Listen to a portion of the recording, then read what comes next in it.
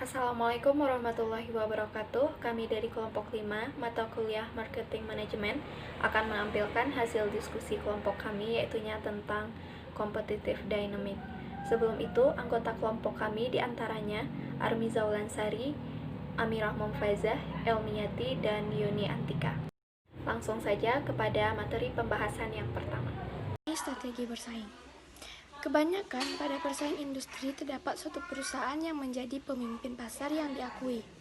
Perusahaan itu mempunyai pangsa pasar terbesar di pasar produk yang sama dan biasanya memimpin perusahaan lain dalam perubahan harga, pengenalan produk baru, cakupan distribusi, dan intensitas promosi. Yang kedua ada apa itu strategi bersaing? Dari beberapa pendapat tersebut dapat diambil kesimpulan bahwa strategi bersaing adalah upaya yang dilakukan oleh suatu perusahaan dalam menenangkan sebuah pasar. Pasar sasaran dengan cara memberikan keunggulan-keunggulan dalam bersaing, menganalisis pesaing, serta melaksanakan strategi pemasaran bersaing yang efektif. Yang ketiga kita ada tujuan pelaksanaan strategi bersaing. Yang pertama ada membentuk suatu positioning yang tepat, menciptakan kinerja bisnis yang efektif, memaksimalkan penjualan, mempertahankan pelanggan yang setia, mendapatkan pasar baru. Selanjutnya yaitu jenis-jenis persaingan dan kekuatan bersaing. Persaingan berdasarkan tingkat substitusi produk. Yang pertama, persaingan merek. Perusahaan lain yang menawarkan produk dan jasa yang sama. Yang kedua, persaingan industri. Semua perusahaan yang membuat produk atau jasa produk yang sama. Yang ketiga, persaingan bentuk. Perusahaan yang menghasilkan produk yang memberikan manfaat yang sama. Yang keempat, persaingan umum. Semua perusahaan yang bersaing untuk konsumsi rupiah yang sama. Ancaman yang timbul dari kekuatan. Yang pertama, ancaman persaingan segmen yang ketat. Yang kedua, ancaman pendatang baru. Yang ketiga, ancaman produk substitusi. Yang keempat, ancaman peningkatan kekuatan posisi tawar pembeli. Yang kelima, ancaman peningkatan kekuatan posisi tawar pemasok. Selanjutnya yaitu merancang strategi bersaing dalam rangka menciptakan keunggulan kompetitif.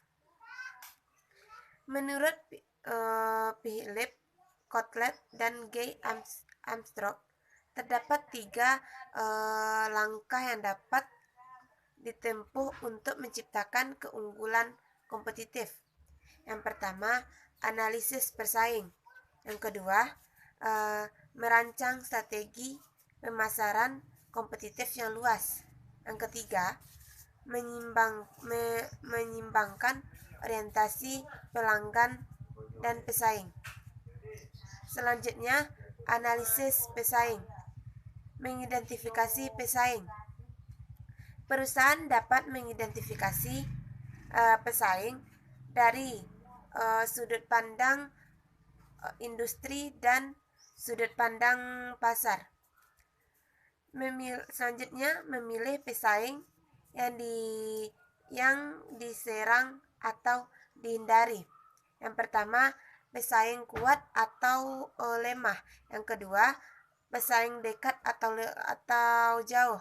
Yang ketiga, pesaing baik atau buruk. Selanjutnya, menilai pesaing. Yang pertama, menentu tujuan pesaing. Yang kedua, mengidentifikasi strategi pesaing. Yang ketiga, menilai kekuatan dan kelemahan pesaing. Yang keempat, memperkira reaksi pesaing. Selanjutnya, memilih pelanggan. Menurut Kotler dan Keller, Dalam menganalisis pesaing, perusahaan harus mengevaluasi basis pelangganan dan memikirkan pelangganan nama yang harus dilepas dan masa yang lalu dilepas dan mana yang harus dipertahankan yang dapat ditemukan melalui kisi pemilihan pelanggan. Selanjutnya merancang strategi pemasaran. Yang pertama strategi pemimpin, yang kedua strategi penantang pasar, yang ketiga strategi pengikut pasar, yang keempat strategi penceruk pasar. Strategi pemimpin pasar. Agar tetap menjadi perusahaan dominan, nomor 1, perusahaan pemimpin pasar dapat mengambil 3 tindakan, yaitu yang pertama, memperluas permintaan total dengan cara menggunakan strategi penerobosan pasar, strategi pasar baru, dan strategi perluas geografi. Yang kedua, melindungi bangsa pasar yang telah didiskusi, sementara mencoba memperkuat pasar. Yang ketiga, meningkatkan atau memperluas bangsa pasar. Dan selanjutnya strategi penantang pasar. Posisi ini merupakan penantang pasar yang menjadi lawan utama dari pemimpin pasar. Penantang ini serta merta akan selalu mencoba melakukan lebih atas pada yang lebih dilakukan oleh pemimpin pasar. Selanjutnya, strategi pengikut pasar atau market follower. Agar tetap menjadi perusahaan yang dominan atau yang nomor 1, maka pemimpin pasar dapat mengambil beberapa tindakan, diantaranya mengikuti dari dekat, mengikuti dari jauh, dan mengikuti secara selektif. Selanjutnya, strategi perecok pasar. Setiap industri ataupun perusahaan yang melakukan produksi barang ataupun jasa pasti memiliki yang namanya pesaing dan pengikut. Namun selain dua hal tersebut, mereka juga memiliki yang namanya pasar yang tidak diperhitungkan di dalam persaingan. Celah pasar yang ideal biasanya memiliki beberapa ciri, diantaranya yang pertama memiliki luas yang cukup besar dan memiliki daya beli yang cukup agar mampu menguntungkan. Yang kedua, memiliki potensi untuk bersaing. Yang ketiga, diabaikan oleh perusahaan besar. Kemudian yang keempat, perusahaan memiliki keterampilan dan sumber daya yang efektif. Kemudian yang terakhir, perusahaan mampu bertahan dari pesaing besar dengan membina goodwill atas produknya. Selanjutnya, menyeimbangkan orientasi pelanggan dan pesaing. Di antaranya ada 3. Yang pertama, perusahaan yang berpusat kepada pesaing. Yang kedua, perusahaan yang berpusat pada pelanggan. Dan yang ketiga, perusahaan yang berpusat pada pasar.